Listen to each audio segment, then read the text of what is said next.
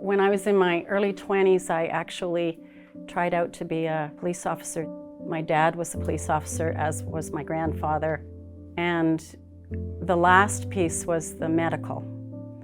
And with one kidney, that career opportunity vanished. But I always volunteered, and I saw a documentary in California. It was about a court advocate, a woman who attended court with people. And I remember saying to my husband, oh, that's what I want to do. I wonder if Calgary has that. I was nervous about it. I was hoping that I was going to be able to do a good job. I think in the beginning I thought I had to have all the answers. I was putting a lot of pressure on myself, and I realized I don't have to have all the answers. Every victim is the same as every individual. Everybody's needs are different. What kinds of coping mechanisms they have, what kinds of supports they have. Some people are very comfortable with sharing their feelings. Some people aren't, and that's okay. You can't take away their pain or their journey through grief, but you want to be able to point them in the right direction. About a year after I began, there was a murder-suicide that happened, and what was shocking to the people in the community was that one of the family members had taken the lives of his family members. Apart from the obvious pain within the family and the extended family, was the pain that was felt by colleagues, the classmates of the children who were lost, the teachers, the neighbors. They had an open house at the community center, and the community center was absolutely packed. And there were experienced, vast advocates that were standing at the very, very back. And we had resources and pamphlets, and sometimes people just wanted to talk. We realized that some of these people had had no contact. They didn't know the family. They didn't live on the street. Some of the people didn't even live in the community.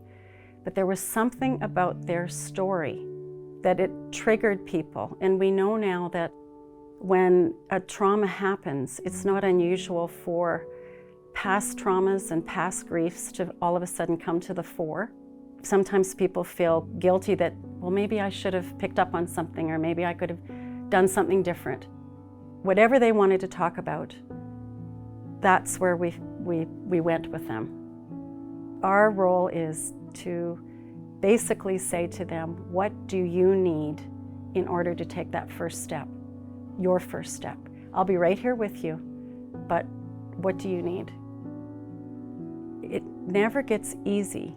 I have to ensure that I'm not insinuating myself and my family into some of the scenarios. I attended a home of a dad, and his son had committed suicide in their backyard.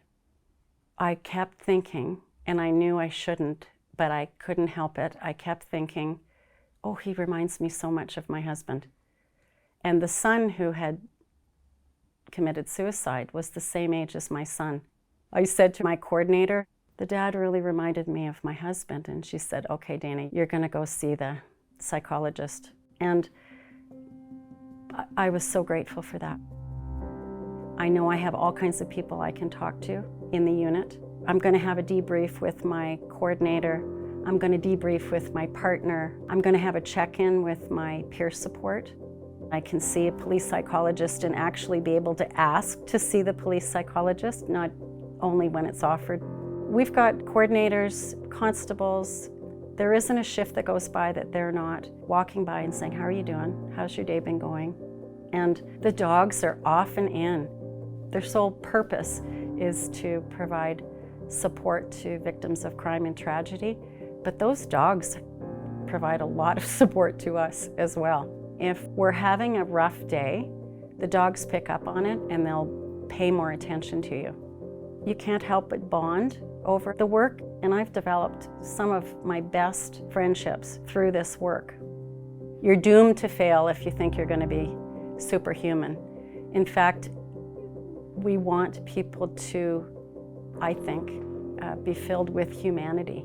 If you ever lose that, you can't do this kind of work. When I used to watch the news at night, I would sometimes just be overwhelmed, but working at VAST, I don't feel this sense of helplessness that I used to feel by the horrors out there when you can do a small part, but you're helping in some small way.